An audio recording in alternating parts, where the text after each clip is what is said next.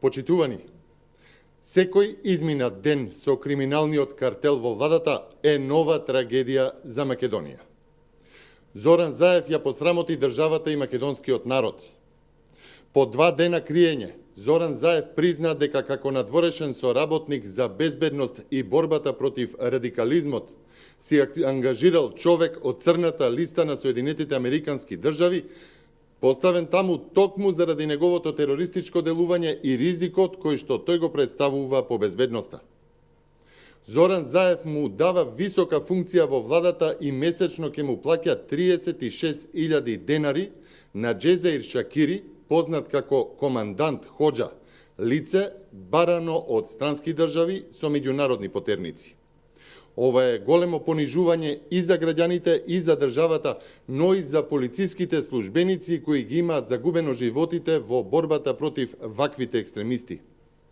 Единствена референца на пријателот на Заев, командантот Хоџа, е тоа што тој склучил политички договор со првиот човек на СДСМ да му го ослободи Танушевци, а за возврат на тоа да добие висока политичка функција во владата.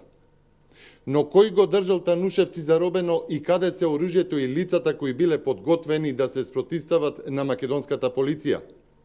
Каква порака испраќа Заев до сите идни криминалци и насилници кои планираат да се закануваат и уценуваат? Владата не е приватна собственост на Зоран Заев и криминалниот картел околу него. Договорот на командант Хоџа мора да биде раскинат, а институциите мора да покажат храброст и волја да ги бранат интересите на државата. По признанието на Шакири, мора да следи сериозна истрага и да се утврди кој се му помагал во заканите и со какво оружје се заканувал. Луѓето кои се закана по територијалниот интегритет и суверенитет на државата мора да се најдат зад решетки. Лицата кои се закана по безбедноста на граѓаните не смее да бидат дел од владата.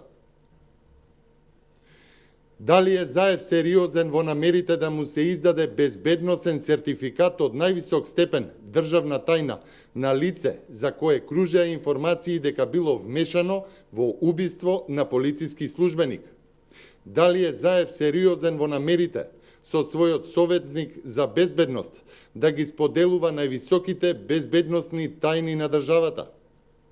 ВМРО-ДПМН ги предупредува надлежните служби дека издавањето на безбедносен сертификат на командант Хоџа надвор од процедурите е кривично дело. Евентуалната таква постапка може да има сериозни последици.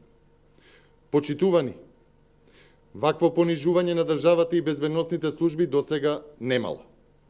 Што порано си замина од власт криминалниот картел на чело со Зоран Заев, тоа подобро и за државата и за граѓаните.